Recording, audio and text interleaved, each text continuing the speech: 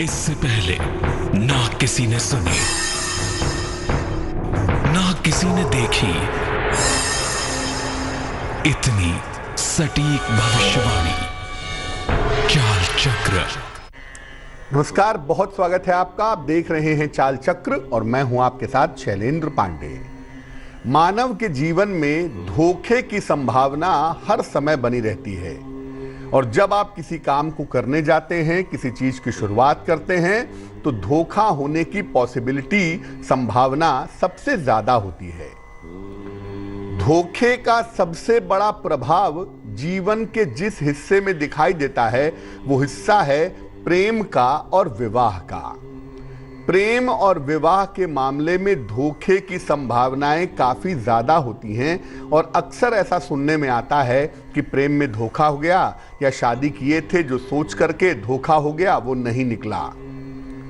क्या है ये प्रेम और विवाह के धोखे का मामला? आज इस विषय पर बात करेंगे। चाल चक्र में आज क्या खास है, चलिए बताते हैं आपको। चाल चक्र में आज बात करेंगे कि आखिर वो कौन सी स्थितियां, परिस्थितियां होती हैं जब प्रेम और विवाह में धोखा मिलने की संभावना बन जाती है।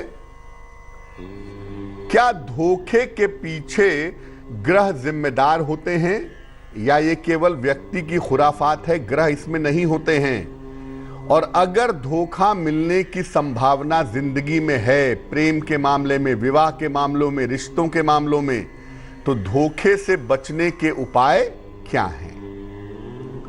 तो प्रेम और विवाह के मामले में धोखे की संभावनाएं क्या हैं और धोखे से बचने के उपाय क्या हैं, इस विषय पर आज बात करेंगे। चलिए सबसे पहले जान लेते हैं आज का पंचांग क्या है। आज तिथि है माघ कृष्ण पक्ष की अष्टमी तिथि, सुबह के 10:07 तक। नक्षत्र है विशाखा नक्षत्र, शाम को 6:28 तक। चंद्रमा तुला राशि में संचरण कर रहे हैं दोपहर के 12:47 तक और राहु काल का समय है सुबह के 10:30 से दोपहर के 12 बजे तक, जिसमें कोई भी नया और शुभ कार्य नहीं करेंगे। पश्चिम दिशा की तरफ आज यात्रा करने की मनाही है, लेकिन अगर यात्रा करना जरूरी है, मजबूरी है, तो जरा सी दही खाकर और भगवान का स्मरण करके यात्रा करेंगे तो मुश्किल से बचे रहेंगे। इसके पहले कि हम चर्चा की शुरुआत करें, आपको बताते हैं वो टेलीफोन नंबर जिस पर फोन करके आप कार्यक्रम में हमारे साथ जुड़ सकते हैं। हमारा नंबर है 0120480733 0120480733। सबसे पहले जानते हैं कि धोखे की स्थितियां आखिर जिंदगी में कब बनती हैं और धोखे के लिए आखिर कौन से ग्रह रिस्पॉन्सिबल होते हैं, कौन से ग्रह जिम्मेदार होते हैं। देखिए, आपकी राशि जो है ना, वही विश्वास और धोखे के बारे में बताती है। धोखा जो फैक्टर है ना, वो मन का फैक्टर है। विश्वास करेंगे तो मन से करेंगे और विश्वासघात होगा तो सबसे ज्यादा मन के प्रति होगा। और राशि का मतलब क्या है? आपका मन कैसा है।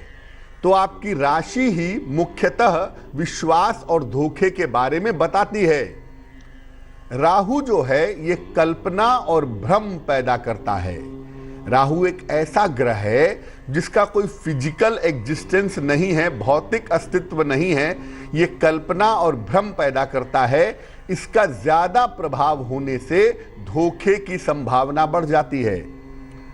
राहु कुंडली में निगेटिवली प्लेस्ड हो, निगेटिव स्थिति में दिखाई दे रहा हो, तो ऐसे लोगों को जीवन में धोखा मिल सकता है, सावधान रहना चाहिए। जो बुध है ये भी चतुराई का और छल और फरेब का प्लेनेट है। बुध जो है वो क्विक चालाकी का, क्विक रिस्पॉन्स का प्लेनेट माना जाता है। इसलिए जब बुध किसी व्यक्ति का प्रभावशाली हो जाता है, निगेटिवली प्रभावशाली हो जाता है, तो ऐसे लोग धोखा देते भी हैं और धोखा खाते भी हैं। नकारात्मक बुध हो कुंडली में, बुध अगर निगेटिव हो या बुध बहुत ज्यादा कमजोर हो तो ऐसे लोग धोखे के शिकार हो जाते हैं। लेकिन दो ग्रह ऐसे हैं जो धोखे से आपकी रक्षा करते हैं। एक है चंद्रमा और दूसरा है बृहस्पति। चंद्रमा और बृहस्पति व्यक्ति की धोखे से रक्षा करते हैं। मजबूत और शुभ शनि भी व्यक्ति को बचा लेता है। अगर कुंडली में शनि मजबूत हो, शनि फेवरेबल हो, तो आदमी धोखा खाने से बच जाता है। धोखा आमतौर पे तब मिलता है व्यक्ति को जब उसकी कुंडली में राहु या बुध निगेटिव होते हैं या चंद्रमा बुरी तरह से पापक्रांत होता है, तो ऐसे लोगों के जिंदगी में धोखे होने की संभावनाएं काफी बनती हैं, काफी रहती भी हैं। अब ये जानते हैं कि प्रेम के मामले में धोखे की संभावनाएं क्या हैं। देखिए, प्रेम के मामले में कुंडली के चतुर्थ, पंचम और सप्तम भाव यानी चौथा खाना, पांचवां खाना और सातवां खाना ये प्रेम के मामले में बड़ी भूमिका निभाते हैं। चतुर्थ भाव आपके हृदय का है, पंचम भाव आपकी सोच का है और सप्तम भाव आपके पार्टनर का है। इनकी बहुत ज्यादा भूमिका होती है प्रेम के मामले में। इसके अलावा शुक्र और मंगल की स्थिति भी प्रेम के मामले में बड़ी महत्वपूर्ण होती है, क्योंकि शुक्र जो है वो आकर्षण पैदा करता है और मंगल शुक्र मिल करके प्रेम या इस तरह के रिलेशंस को बढ़ा देते हैं। राहु की इसमें भूमिका हो तो प्रेम में धोखा मिल जाता है। चतुर्थ, पंचम, सप्तम या शुक्र, इनसे अगर राहु का संबंध हो तो प्रेम के मामले में धोखा मिलने की संभावनाएं जरूर होती हैं। बुद्ध के कारण व्यक्ति प्रेम भावनाओं से नहीं, बुद्धि से करता है। और जब व्यक्ति बुद्धि से प्रेम करता है, अकल लगा करके, बहुत कैलकुलेट करके प्रेम करता है, तो वहां भी धोखा होने की संभावना ज्यादा होती है। ज्यादा बुद्धि लगा करके प्रेम करेंगे, बुद्धि फेल जरूर होगी। कर्क, वृश्चिक और मीन राशि वालों को प्रेम में धोखा होने की संभावनाएं ज्यादा होती हैं। कुंडली का जो जल तत्व है, जो वाटर कंटेंट है, ये आपकी भावनाओं का तत्व है, ये आपके इमोशंस का तत्व है। और अगर आपकी राशि कर्क हो जाती है, वृश्चिक हो जाती है, मीन हो जाती है, तो ऐसा देखा गया है कि जो आपका इमोशनल पार्ट है ना, जो भावनात्मक पार्ट है, वो लीड करने लगता है, वो आगे आ जाता है। और ज्यादातर इमोशनल अगर आप हो जाएंगे, बहुत ज्यादा भावनाओं में हमेशा रहेंगे, तो लोग आपकी भावनाओं का फायदा उठाएंगे और आपको बेवकूफ बनाएंगे। क्या करना चाहिए अगर कुंडली में प्रेम संबंधी मामले में धोखे की संभावनाएं बनती हैं? तो नित्य प्रातः सूर्य को जल अर्पित करिए, बहुत जरूरी है। देखिए, सूर्य को जल हम सबको अर्पित करना चाहिए। आप ज्यादातर उपायों में मेरे देखेंगे कि मैं सूर्य को जल चढ़ाने के लिए कहता हूं, क्योंकि उससे एक आत्मविश्वास, एक ऊर्जा, एक पवित्रता पैदा होती है। दूसरा, गायत्री मंत्र का नित्य प्रातः कम से कम 108 बार जप करें। गायत्री मंत्र एक सुरक्षा कवच है किसी भी तरह की समस्याओं से बचाने के लिए। तो नित्य प्रातः सूर्य को जल अर्पित करें और सुबह के समय ही 108 बार गायत्री मंत्र का जप करें। पूर्णिमा का उपवास रखें ताकि आपका मन मजबूत हो सके। मन से संबंधित समस्याएं परेशान ना करें, इसके लिए पूर्णिमा का उपवास रखें। और सलाह लेकर के एक पन्ना या एक पीला पुखराज धारण करें। पन्ना पहनने से बुद्धि काम करेगी, मूर्खताओं से बचेंगे। और अगर पुखराज पहनते हैं तो जीवन में ऐसे लोगों के आने की संभावना नहीं रहेगी जो लोग आपको परेशान कर सकते हो। ये तो प्रेम का मामला हो गया। विवाह के मामले में भी धोखा होने की संभावना बहुत होती है। अक्सर ऐसा देखा गया है विवाह के मामलों में कि आपने शादी की कि लड़का इंजीनियर है, पता चला लड़का कोई नौकरी नहीं करता है, या लड़की के किसी बीमारी को छुपा करके शादी कर दी गई। विवाह के मामले में भी धोखा होने की संभावनाएं काफी होती हैं। कब होता है ऐसा? कुंडली के 7वें भाव या इसके स्वामी के साथ अगर राहु का संबंध हो तो धोखा मिलने की संभावना बन जाती है। कुंडली का सप्तम भाव और सप्तमेश, सातवां खाना और इसका स्वामी, इन दोनों में से किसी एक के साथ अगर राहु का संबंध हो जाए तो वैवाहिक जीवन में धोखा मिल जाता है, इस बात की संभावना बनती है।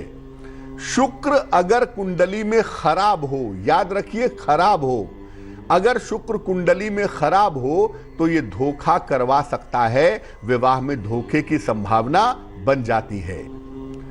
अगर कुंडली में गुरु चांडाल योग हो तो ऐसी स्थिति में भी धोखा होने का योग होता है।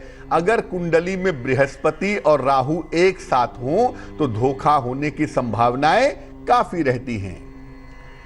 जिन लोगों की कुंडलियों में चंद्रमा कमजोर होता है, मैं फिर कहूंगा कमजोर होता है, खराब नहीं, जिनकी कुंडलियों में चंद्रमा कमजोर होता है ऐसे लोगों को भी विवाह में धोखा मिल जाता है, क्योंकि ऐसे लोग बिना सोचे समझे विवाह करते हैं और परिणाम बड़ा गंभीर होता है। क्या करना चाहिए? देखिए, पहली बात यह समझिए कि अगर विवाह में धोखा मिलने की संभावना किसी ज्योतिषी ने, किसी दैवज्ञ ने आपको बताई है तो सोच समझकर ही विवाह का निर्णय लीजिएगा। सोच समझकर ही विवाह का निर्णय लेना आपके लिए बेहतर होगा। अगर आपकी कुंडली में विवाह के मामले में धोखे की संभावनाएं बनती हैं, कुंडली में राहु और शुक्र की स्थिति पर विचार जरूर कर लें। आपकी कुंडली में राहु कैसा है, निगेटिव है, पॉजिटिव है, और शुक्र के साथ कहीं उसका संबंध तो नहीं बन रहा, कहीं शुक्र प्रभावित तो नहीं हो रहा, तो कुंडली में राहु और शुक्र की स्थिति पर विचार कर लें। विवाह सही मुहूर्त में करें। कभी मुहूर्त विज्ञान पर चर्चा करेंगे कि विवाह करने का सही मुहूर्त क्या होता है, लेकिन किसी ज्योतिषी से संपर्क करके सही मुहूर्त का चुनाव करें ताकि विवाह के टूटने की संभावनाएं न रहें। और सलाह लेकर के एक पीला पुखराज धारण करना भी आपके लिए लाभकारी होगा। बृहस्पति वाले पार्ट को प्रबल करने से विवाह में धोखे की संभावनाएं कम से कम होती चली जाती हैं। और नियमित रूप से देवी कवच का पाठ करें। देवी कवच दुर्गा सप्तशती में उपलब्ध है और देवी कवच पढ़ने से हर तरह की चीजों से आपकी रक्षा सुरक्षा होती है। इसलिए अगर आप नियमित रूप से देवी कवच का पाठ करें तो आपके लिए बहुत अच्छा रहेगा। तो देखिए, धोखा जो मिलता है उसके पीछे अगर हम एक ग्रह की बात करें तो वो एक ग्रह है राहु और दूसरे नंबर पे ग्रह होता है बुध, जिसकी वजह से व्यक्ति जीवन में धोखा देता है या धोखा खाता है। वक्त एक छोटे से ब्रेक का है, लेकिन ब्रेक पर जाने के पहले बता देते हैं कि आज की जिज्ञासा क्या है। आज की जिज्ञासा है कि क्या भगवान को किसी भी तरह का भोजन अर्पित किया जा सकता है, क्योंकि बहुत सारे घरों में भगवान को भोजन अर्पित करने की परंपरा है, जो कि एक बहुत अच्छी परंपरा है। इस बीच एक दर्शक हमारे साथ जुड़ रहे हैं, हरियाणा से सुरेंद्र हैं, उनसे बात करते हैं। सुरेंद्र जी बताइए। नमस्कार विप्रवर, सबसे पहले मैं आपको अपना प्रणाम देना चाहूंगा। जी बहुत बहुत प्रणाम सुरेंद्र जी, बताइए। मैं अपनी बेटी के बारे में जानना चाहता हूं सर। मेरी बेटी का नाम है वृंदा। जन्म तारीख क्या है? 2014 में पैदा हुई थी वो 30 जुलाई को। 30 जुलाई 2014। समय बताइए। समय दिन का 1:16 पर। कहाँ पे जन्म हुआ है? इनका जन्म पंडित जी अपना जींद में ही हुआ है। पूछिए क्या प्रश्न है। मेरी बेटी जन्म से ही मूक और बधिर है। जी। वो बोलने और सुनने में असमर्थ है जी। इससे रिलेटेड हम कोई भी उपाय जो आप हमारा बताते रहते हैं, हम देखते रहते हैं, उसको करते रहते हैं, उसके ऊपर कोई भी उपाय कारागार नहीं हो पा रहा है। और क्या वो जीवन में बोल पाएगी ये और सही सुन पाएगी, ये जानना चाहता हूँ। आपने पहले एक बार मुझे बताया था कि इसके गले में हम इंक लिखवा के डाले सोने के ऊपर किसी उस पर चकोर टुकड़े पर बसंत पंचमी के दिन, वो भी हमने इसको धारण करवाया था। उसके बाद फिर आपने हमको बताया था इसके बारे में, इसके गले के अंदर एक स्टोन डालने के लिए बताया था मेरे को। वो पैराडोट स्टोन हमने इसको डाल रखा है। आपकी बिटिया की जो कुंडली बनती है ये तुला लग्न की कुंडली है, राशि बनती है सिंह। जो कम्युनिकेशन का मालिक होता है कुंडली में, जो कान नाक गले के लिए सबसे ज़्यादा महत्वपूर्ण होता है बोलने और सुनने के लिए, उसे कहते हैं मरकरी, बुध। और बुध इस कुंडली में अस्त हो गया है। लग्न कुंडली में बुध की स्थिति ठीक नहीं है। उसी तरह से नवमांश कुंडली में भी बुध की स्थिति ठीक नहीं दिखाई देती है। ऐसा लगता है कि बहुत समय लगेगा अभी चीज़ों को ठीक होने में, लेकिन छोटा मोटा कोई सर्जरी या छोटा मोटा कोई ऑपरेशन होगा आने वाले वक्त में, और उसके बाद से इनके बोलने और सुनने की शक्ति में थोड़ा सुधार होना चाहिए। जहां तक रत्न विज्ञान का सवाल है, इन्हें एक पन्ना पहनाने से या पन्ने का सब्स्टिट्यूट है पेरिडॉट पहनाने से फायदा होगा।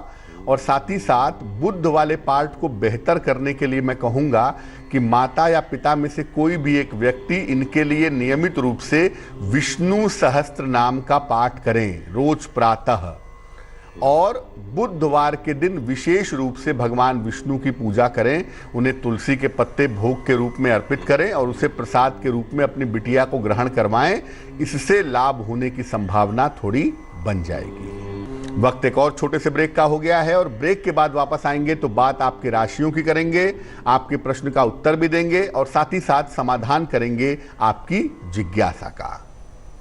स्वागत है आपका ब्रेक के बाद। ब्रेक पर जाने के पहले हम आपके प्रश्न के उत्तर भी दे रहे थे और आपको बता रहे थे कि प्रेम और विवाह के मामले में धोखे की संभावना क्या रहती है। बात अब आपके राशियों की करेंगे, आपके और भी प्रश्नों के उत्तर देंगे, लेकिन उसके पहले स्वस्थ रहने के सरल उपाय निरोगी भव में।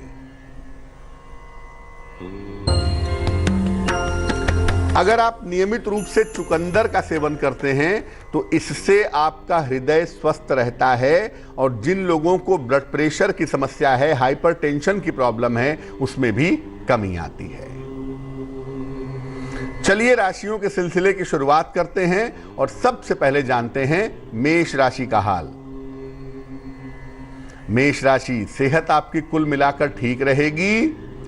धन की स्थिति भी कुल मिला के ठीक दिखाई दे रही है, लेकिन स्वास्थ्य का ध्यान बनाए रखें। सेहत बहुत अच्छी नहीं दिख रही है। शुभ रंग आपका पीला और भाग्य आपका साथ निभाएगा 70%। वृषभ राशि, करियर में लाभ के योग बन रहे हैं। धन की स्थितियां आपके लिए ठीक रहेंगी। काफी व्यस्तता दिख रही है। शुभ रंग आपका गुलाबी और भाग्य आपका साथ निभाएगा 65%। मिथुन राशि, परिवार का सहयोग मिलेगा। आपके जीवन की मुश्किलें दूर होंगी। करियर की समस्याएं हल होंगी। शुभ रंग आपका धानी और भाग्य आपका साथ निभाएगा 70%। कर्क राशि, करियर में समस्या से बचाव करें। स्थान परिवर्तन के योग दिख रहे हैं। किसी मित्र के सहयोग से लाभ होगा। शुभ रंग आपका समुद्री हरा और भाग्य होगा 65%। सिंह राशि, जल्दबाजी में निर्णय न लें। वाणी पर नियंत्रण बनाए रखें। धन की स्थिति कुल मिलाकर आज के दिन ठीक बनी रहेगी। शुभ रंग लाल और भाग्य होगा 70%। कन्या राशि, धन का खर्च बढ़ा रहेगा। कारोबार में तनाव कम होगा। करियर की समस्या आपकी हल होगी। शुभ रंग आपका नीला और भाग्य होगा 75%। तुला राशि, सेहत का ध्यान बनाए रखें। धन के लेन देन में सावधानी रखें। किसी महिला के सहयोग से लाभ होगा। शुभ रंग आपका सुनहरा और भाग्य होगा 65%। वृश्चिक राशि, स्वास्थ्य की स्थिति ठीक रहेगी। करियर की समस्याएं हल होंगी। यात्राओं में सावधानी बनाए रखिएगा। शुभ रंग आपका सफेद और भाग्य होगा 70%। धनु राशि, करियर में सफलता के योग हैं। धन लाभ की स्थिति बन रही है। स्वास्थ्य का ध्यान बनाए रखें। शुभ रंग आपका नारंगी और भाग्य होगा 75%। मकर राशि, करियर में सुधार होगा, वैवाहिक समस्याएं हल होंगी, नई जिम्मेदारियां मिलेंगी। शुभ रंग आपका क्रीम और भाग्य होगा 80%। कुंभ राशि, व्यर्थ की चिंता ना करें, काम को बीच में ना छोड़ें, आर्थिक लाभ होगा। शुभ रंग आपका आसमानी और भाग्य होगा 70%। मीन राशि, अनावश्यक विवाद ना करें, वाहन सावधानी से चलाएं, किसी बड़े की सलाह से इस समय आपको लाभ होगा। शुभ रंग जामुनी और भाग्य होगा 65%। एक दर्शक जुड़ रही हैं इस बीच हमारे साथ, गाजीपुर से ममता हैं, उनसे बात करते हैं। ममता बताइए। हाँ गुरु जी प्रणाम। जी नमस्कार, बताइए। मेरे शादी को 9 साल हो गए, अभी कोई संतान नहीं है। जन्म की तारीख बताइए अपनी। गुरु जी ये तो याद नहीं मुझे। 1 से 9 के बीच में कोई संख्या बोलिए। 5। हेलो, देखो ऐसा है ममता, जो प्रश्न कुंडली इस समय की बनती है उस प्रश्न कुंडली के हिसाब से संतान कारक ग्रह बृहस्पति अस्त स्थिति में दिखाई दे रहा है, और न केवल अस्त है बल्कि शनि से पीड़ित भी है। तो कहीं ना कहीं संतान होने में दिक्कतें दिख रही हैं। राहत की बात यह है कि मंगल की स्थिति ठीक है, इसलिए संतान तो आपको होगी, लेकिन मंगल का मतलब टेक्नोलॉजी होती है, यानी किसी तकनीक की सहायता से, किसी टेक्नोलॉजी की सहायता से आपको संतान होने की संभावना बन रही है। इस साल के 6 अप्रैल के बाद IVF या IUI जैसी किसी टेक्नोलॉजी में जाइए, उससे आपको संतान होने की संभावना बन जाएगी। नित्य प्रातः और सायं, सुबह शाम दोनों समय 108 बार ओम क्लीं कृष्णाय नमः इस मंत्र का अगर आप जप करें तो आपके लिए बहुत अच्छा रहेगा। चलिए अब बात कर लेते हैं उनकी जिनका है आज जन्मदिन। जिन लोगों का जन्मदिन है उन्हें हम सबकी तरफ से जन्मदिन की हार्दिक शुभकामनाएं। आने वाले वर्ष में जीवन में आपको काफी सफलता मिलेगी। करियर की तमाम समस्याएं आपकी हल होंगी। संपत्ति और धन लाभ के योग इस समय आपके बने हुए हैं। अगर कोई शिक्षा का मामला है, परीक्षा का मामला है, तो उसमें भी इस साल सफलता आपको प्राप्त होगी। क्या करना चाहिए? पूरे साल भर भगवान गणेश की उपासना करें तो बहुत अच्छा रहेगा। चलिए अब जान लेते हैं आज की जिज्ञासा और इसका समाधान। आज की जिज्ञासा है कि क्या भगवान को किसी भी तरह का भोजन अर्पित कर सकते हैं या करना चाहिए? देखिए, घर में जो भोजन आप पकाते हैं उसे भगवान को जरूर अर्पित करना चाहिए और इसके बाद ही घर के लोगों को भोजन ग्रहण करना चाहिए। लेकिन इस बात का बहुत ध्यान रखें कि जो आप भगवान को भोजन अर्पित कर रहे हैं वो भोजन पूरी तरह से सात्विक हो, उसमें प्याज, लहसुन आदि का प्रयोग ना किया गया हो।